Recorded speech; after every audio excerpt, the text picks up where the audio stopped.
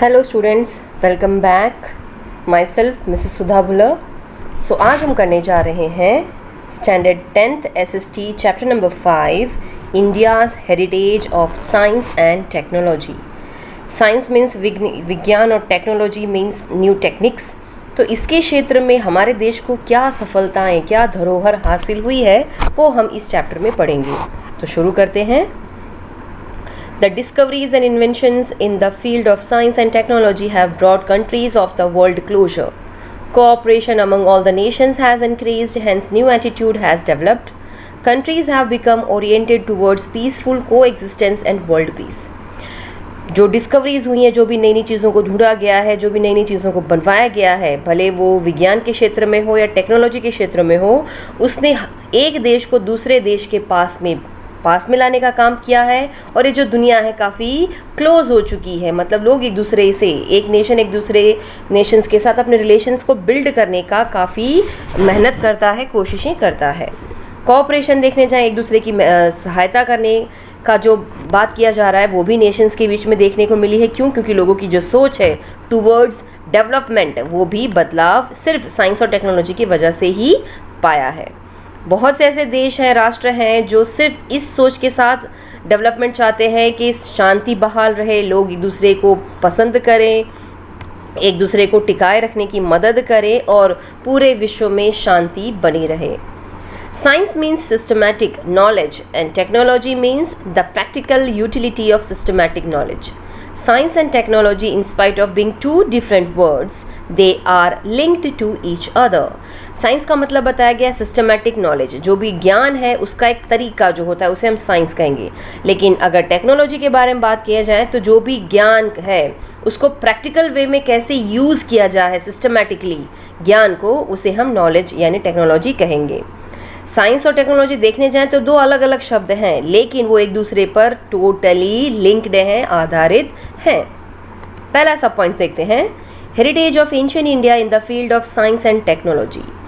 ऐसी चीज़ें जो एंशिएंट इंडिया में साइंस और टेक्नोलॉजी की फील्ड में जो हमें धरोहर हासिल हुई है वो क्या क्या है। Let's see that the great sages of our ancient India have gifted invaluable heritage of science to the world. They have made outstanding contribution in the field of metallurgy, chemistry, science of medicine, surgery, mathematics, astronomy, astrology, vastu shastra and physics. It is a matter of great pride for us. India has contributed not only in the field of literature, art, religion, education and philosophy, but it has made immense contribution in the field of science and technology. Modern age researchers have proved that India has scientific altitude along with religious outlook. अब यहाँ पे क्या बताया जा रहा है, बहुत से महान महान संत महंत हमारे पूर्व में इंडिया में एंशिएंट टाइम पे आए थे, जिन्होंने बहुत सारी धरोहर जिसकी कोई हम मूल्य नहीं निकाल सकते हैं, साइंस के क्षेत्र में इस देश को और पूरे विश्व को दिया। उन्होंने बहुत ही अद्भुत कंट्रीब्यूशन दिया है मेटलर्जी के में, केमिस्ट्री, साइंस ऑफ मेडिसिन में, सर्जरी में, मैथमेटिक्स में, एस्ट्रोनॉमी, एस्ट्रोलॉजी, वास्तुशास्त्र और फिजिक्स में। इन सभी क्षेत्र में उन्होंने अनगिनत अपना योगदान दिया है। इतना ही नहीं, ये कहीं ना कहीं हमारे लिए एक काफ़ी ज़्यादा प्राइड मोमेंट है, हम अपने आप को गर्वित महसूस करते हैं। खास करके अगर हम इंडिया के बारे में बात करने जाएं तो सिर्फ लिटरेचर, आर्ट, रिलीजन या एजुकेशन या फिलोसॉफी नहीं, उन्होंने इंडिया में आए हुए सभी महान सेजेस ने अपना बहुत गहरा योगदान दिया है, प्रभाव छोड़ा है। किस पर? विज्ञान और टेक्नोलॉजी पर।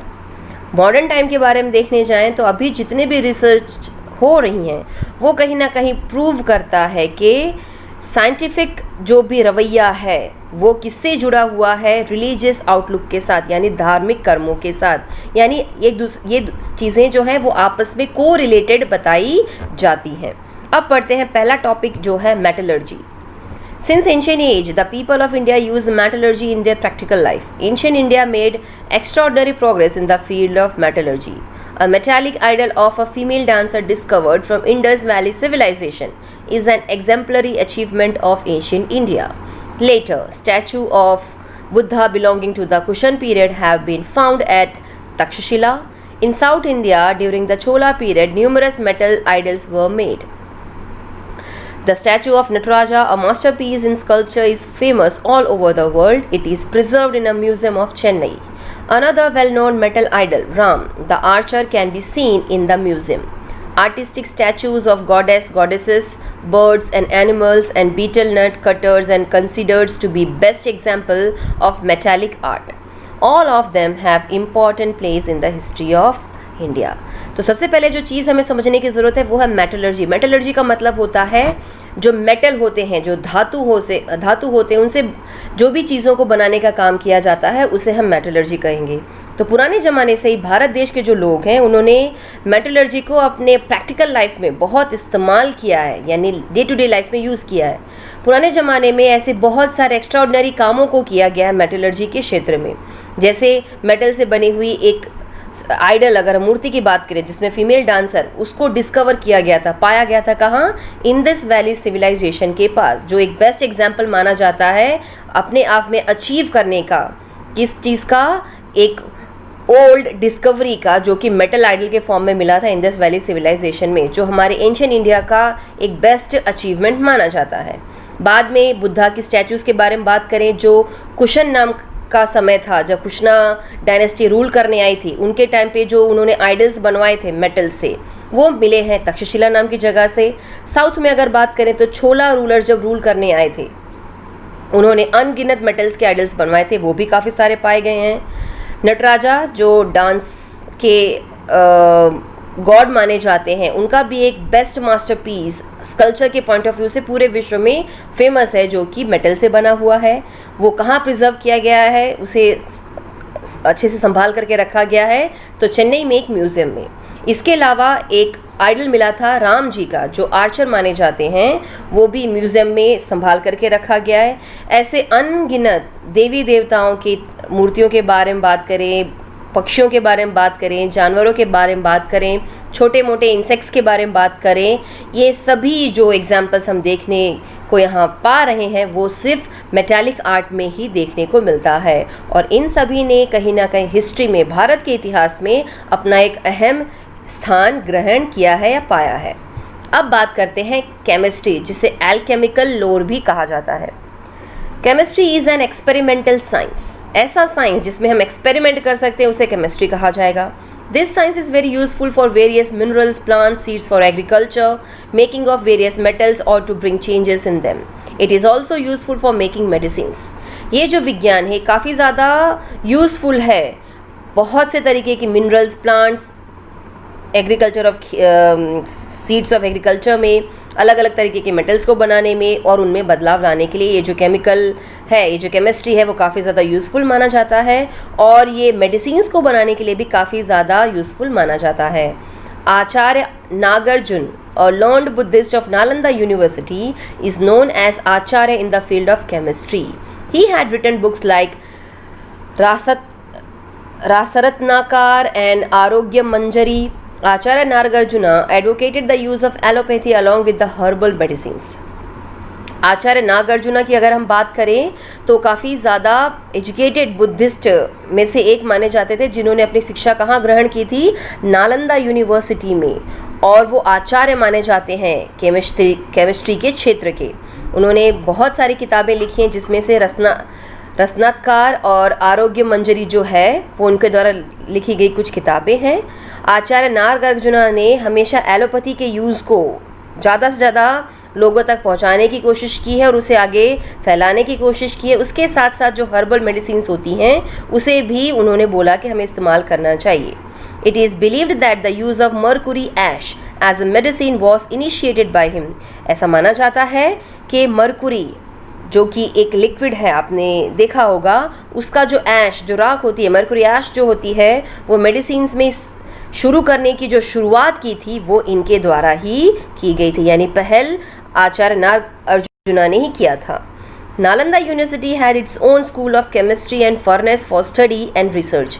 नालंदा यूनिवर्सिटी के पास खुद का एक केमिस्ट्री का स्कूल है और एक भट्टी देखने को मिलती है इन्हीं चीज़ों को जुड़ी हुई। भट्टी means this kind of furnace, जिसमें आपने देखा होगा जो साइंटिफिकली यूज़ किया जाने वाला टर्म है, जहाँ पे नीचे से आग निकलती रहती है और ऊपर किसी भी तरीके के पॉट को रख करके चीज़ों को गर्म करने का काम या मेल्ट करने का काम जो किया जाता है उसे फर्नेस कहते हैं। तो ये सभी चीज़ें अवेलेबल हैं नालंदा यूनिवर्सिटी में ताकि वो अच्छे से रिसर्च कर सकें। The description of main rasa, uparasa, 10 types of poisons as well as various types of salts and ash of minerals is seen in the chemistry. इनकी डिटेल में अगर हम बात करें तो जो रासा है, उपरासा है, 10 तरीके के जो जहर हैं या जितने भी नमक के तरीके हैं, टाइप्स हैं, या जो मिनरल्स के एशेस हैं, इन सभी का प्रयोग केमिस्ट्री में किया जाता है। बोल। The copper statue of Buddha reflect an expert knowledge and skill in the field of chemistry. Copper धातु से बना हुआ जो स्टैचू है लॉर्ड बुद्धा की, वो रिफ्लेक्ट करता है बहुत ही अच्छी जानकारी का या ज्ञान का, और जो भी स्किल्स हैं फील्ड से रिलेटेड। किस फील्ड से रिलेटेड? केमिस्ट्री के क्षेत्र से related. The copper statue of Buddha discovered from Sultanganj in Bhagalpur district of Bihar is 7.5 feet high and weighs 1 ton. ये जो गौतम बुद्धा की जो कॉपर की स्टैचू जो पाई गई है सुल्तानगंज नाम की एक जगह है, भागलपुर नाम का डिस्ट्रिक्ट है बिहार में, 7.5 फीट उसकी हाइट है, और वज़न के पॉइंट ऑफ से देखने जाएँ तो 1 टन वो स्टैचू जो है वो वज़न रखता है। The statue of Buddha at Nalanda is 18 feet high. An exquisite example is of Vijay Stambha, the 24 feet high iron pillar which weighs 7 tons, built by Chandragupta II. In spite of nature's fury over centuries, the pillar has not yet corroded. This is the best example of alchemical lore of India. एक तो सुल्तानगंज में जो Bhagalpur district में पाया गया था बिहार में, गौतम बुद्ध का जो स्टैचू है 7.5 फीट हाइट है और 1 टन जिसका वज़न है। उसके अलावा गौतम बुद्ध का एक स्टैचू नालंदा नाम की जगह से मिला है जो 18 फीट हाई देखने को मिलता है। अपने आप में एक अद्भुत एग्जाम्पल माना जाता है विजय स्तंभा का। इसके अलावा 24 फीट का जो विजय स्तंभ है जो कि लोहे से बना हुआ है, जो 7 टन बाई वे माना जाता है, यानी वज़न के हिसाब से 7 टन में देखा जाता है, जो चंद्रगुप्त सेकंड जी ने बनवाया था। ये सभी में हम देखने जाएं तो मेटल का इस्तेमाल अच्छे से किया है, लेकिन इतने सारे सालों के बाद, इतना सारा टाइम निकलने के बाद इस पिलर में, इस लोहे के स्तंभ में अब तक आप रस्ट, कोरोडेड का मतलब किसी भी तरीके का नुकसान यानी रस्ट यानी जंग जो लग जाता है वो देखने को मिलता नहीं है। तो हम कह सकते हैं कि केमिकल लॉर का ये बेस्ट एग्जाम्पल माना जाएगा। प्रेजेंटली हम देखने जाएँ तो स्टेनलेस स्टील में भी हम आसानी से देख सकते हैं कि रस्ट लग जाता है, जबकि बोलते हैं कि स्टेनलेस स्टील में रस्ट नहीं लगता। तो आप इमेजिन कर सकते हो इतने साल पुराना जो आयरन पिलर है जो 24 फीट हाइट है, जिसका 7 टन वज़न है, उसमें अब तक जंग का एक डॉट भी देखने को मिलता नहीं है। तो हम यहीं से आइडिया लगा सकते हैं कि साइंस कितना ज़्यादा फिलॉसफर उस टाइम पे हुआ था, फैला था। Then comes science of medicine and surgery. अब ऐसा विज्ञान के बारे में बात करेंगे जो मेडिसिन के क्षेत्र में, दवाइयों के क्षेत्र में, और जो सर्जरीज होती हैं उनके क्षेत्र में क्या क्या विज्ञान उस टाइम पे ढूंढा गया था। India attained an unprecedented achievement in the field of medicine and surgery since ancient period. Maharshi Charak, Maharshi Shushrat and Vaghabhatta pioneered the Indian medicine, science and surgery through their intense researches and reached to the greatest height. Bharat ने अनगिनत achievement पाई है medicine और surgery के क्षेत्र में। पुराने ज़माने से देखने जाएं तो महर्षि चारक की बात करें, महर्षि सुश्रुत की बात करें या वाघाभट्टा की बात करें, ये स्तंभ माने जाते थे भारतीय मेडिसिन, साइंस के और सर्जरी के। उन्होंने अपने अनगिनत रिसर्चों की मदद से वो एक अच्छी पोजीशन पे पहुंच पाए थे, यानी उनके जो रिसर्चेस थी उनको लोगों से अलग दिखाती है at the term of world. Maharshi Charak has written a book Charak Samhita in which he has mentioned over 2000 medicinal herbs. ये जो महर्षि चारक हैं इन्होंने चारक संहिता नाम की एक बुक लिखी जिसमें 2000 से भी ज़्यादा जो हर्ब्स होते हैं, जड़ी बूटियाँ होती हैं, उनके बारे में उन्होंने उल्लेख किया है। Maharshi Sushruta has mention instrumental used in surgery. इन्होंने क्या बताया जा रहा इन्होंने क्या कहा है महर्षि सुश्रुत ने कि ऐसे बहुत सारे इंस्ट्रूमेंट हैं जिसके बारे में इन्होंने जानकारी दी जो सर्जरी के क्षेत्र में काम आती है। The instruments were so sharp that they would split a single vertical hair in 2 divisions. इनके हिसाब से जो इंस्ट्रूमेंट्स सर्जरी के लिए इस्तेमाल किए जाते थे वो इतने तीखे यानी पॉइंटेड होते थे कि एक छोटे से बाल को, एक सिंगल हेयर को भी 2 टुकड़ों में इक्वली डिवाइड कर सकते थे। इमेजिन करिए उनका शार्पनेस जो है रिलेटेड टू इंस्ट्रूमेंट्स कितना ग्रेट रहा होगा। Vagbhatta has written a book, Vagbhatta Samhita, is also a very important work. Study of Charak Samhita, Shushruta Samhita and Vagbhatta Samhita is very useful for every doctor. वाघभट्टा की बात करें, जिन्होंने वाघभट्टा संहिता लिखा था, वो भी काफ़ी इंपॉर्टेंट बुक मानी जाती है इस काम के क्षेत्र में। तो चारक संहिता को पढ़ना, सुश्रुत संहिता को पढ़ना या वाघभट्टा संहिता को पढ़ना हर एक डॉक्टर के लिए काफ़ी ज़्यादा यूज़फुल यानी उपयोगी माना जाता है। Hindu herbal science of ancient time is enriched with huge collection of minerals and medicines from plants and animals. Hindu यानी हिंदू हर्बल की साइंस की बात करें, हिंदू औषधियों के विज्ञान के क्षेत्र में बात करें, जिसने पुराने ज़माने से ही बहुत सारे अनगिनत एक कलेक्शन दिखाया है। किसका? मिनरल्स का, मेडिसिन्स का। वो भी कहाँ से पाए जाते हैं? प्लांट्स एंड एनिमल्स से। This has presented a detailed and complicated process of making medicines, their classification and their uses. ये जो कलेक्शन ऑफ मिनरल्स बताया गया या मेडिसिन्स बताया गया है, इसने हमारे सामने डिटेल में यानी बहुत ज़्यादा लाइन टू लाइन एक्सप्लेनेशन दिया है। और ये जो प्रोसेस है मेडिसिन्स को बनाने का काफ़ी ज़्यादा कॉम्प्लिकेटेड यानी गंभीर बताई गई है। भले वो उसमें मेडिसिन्स को अलग करना हो, उनका इस्तेमाल करना हो और किस तरीके से यूज़ करना हो उसके क्षेत्र में। They could even stop blood circulation with बोल शेप्ड बैंडेज। मतलब आप यहीं से आइडिया लगा सकते हो कि अगर किसी इंसान को पुराने ज़माने में किसी भी व्यक्ति को अगर ब्लीडिंग होती थी, खून बहता था, तो वो बाउल आपने देखा होगा, कटोरा का शेप कैसा होता है, उस शेप का जो बैंडेज आता है वो उससे आसानी से ब्लड का जो सर्कुलेशन है, ब्लड का जो परिभ्रमण है, वो आसानी से रोक सकते थे।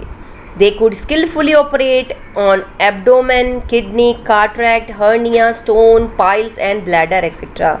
ये लोग आसानी से बहुत ही ईजीली, बहुत ही सिस्टमैटिक वे से ऑपरेशंस भी कर लेते थे, भले वो पेट से जुड़ा हो, किडनी से जुड़ा हो, आँख से यानी मोतियाबिंद हो, हर्निया नाम की बीमारी हो, स्टोन की बीमारी हो, पाइल्स की बीमारी हो या ब्लैडर की बीमारी हो, आसानी से इन चीज़ों को ऑपरेट कर लिया करते थे।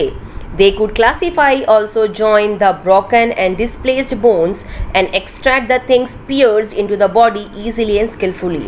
ये मतलब जो इनकी जो टेक्निक थी या जो तरीका था, ये आसानी से अगर हड्डी टूट गई है, हड्डी डिस्प्लेस आगे पीछे घूम गई है, डिसलोकेट हो गई है, या फिर बॉडी के अंदर कोई चीज़ घुस गया है, नुकीली चीज़ या कोई भी ऐसी चीज़ जो हेल्थ के लिए अच्छी नहीं होती है बॉडी के, वो आसानी से उसको निकालने में सक्षमता रखते थे।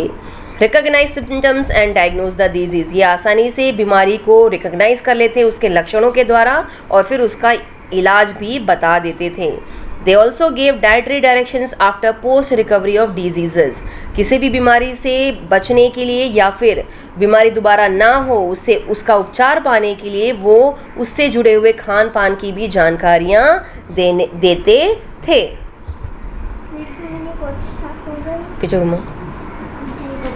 पिक्चर में कैसे महर्षि सुश्रुत एक छोटे से टूल की मदद से एक इंसान की आई को ऑपरेट करने की कोशिश करें, तो हम नेचुरली यहाँ पे आइडिया लगा सकते हैं कि इसको कैटरेक्ट यानी मोतियाबिंद की बीमारी होगी। तो इन शॉर्ट कहने का सिंपल मतलब ये था कि भले सुश्रुत हो, चारक हो या वाघभट्टा हो, वो इतने ज़्यादा कैपेबल थे कि बड़ी ही आसानी से किसी भी समस्या का हल निकाल सकते थे। They had knowledge of plastic surgery as well as joining nose and ears. उनको प्लास्टिक सर्जरी का भी नॉलेज था, भले वो नाक को शेप देना होता था या कान को। They showed a keen interest in teaching students the method of surgery by doing surgery on the dead body or on the wax statue. They conducted risky operations during delivery. They were expert gynecologists and pediatricians. अब यहाँ पे क्या बताया जा रहा है, उनका काफ़ी ज़्यादा इंटरेस्ट होता था। वो चाहते थे कि जितने भी बच्चे हैं वो उनको उनकी जो सर्जरी का मेथड है, जो तरीका है, वो सिखा सकें। वो भी कैसे, लाइव सर्जरी दिखा करके, कैसे ऑन द डेड बॉडी, अगर कोई व्यक्ति मर गया उसके डेड बॉडी पे या फिर जो मोम की स्टैचूज़ होते हैं उस पर वो करके दिखाते थे सर्जरी को। वो कई बार रिस्की ऑपरेशंस भी करते थे डिलीवरी के टाइम पे, यानी जब बच्चा पैदा करने की जो सिचुएशन होती है, उस डिलीवरी को करने के लिए भी ये ऑपरेशंस जो किया करते थे, उस टेक्निक को बच्चों को सिखाने के लिए रिस्की ऑपरेशंस भी करते थे। और इतना ही नहीं, वो अच्छे एक्सपर्ट गायनेकोलॉजिस्ट होता है वो व्यक्ति जो विमेन से जुड़ी हुई जो भी बीमारियां होती हैं, एक औरत के शरीर में जो भी प्रॉब्लम्स आती हैं, उसका जो डॉक्टर होता है उसे गायनेक कहते हैं, और जो बच्चों से जुड़ा हुआ डॉक्टर होता है उसे पेडियाट्रिशियंस कहा जाता है।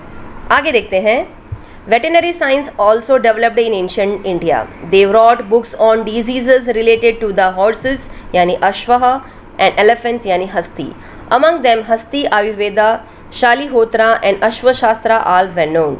The scholar, science writer of medicine Vaghabhatta made valuable contribution through his work Ashtang Hriday in the field of diagnosis.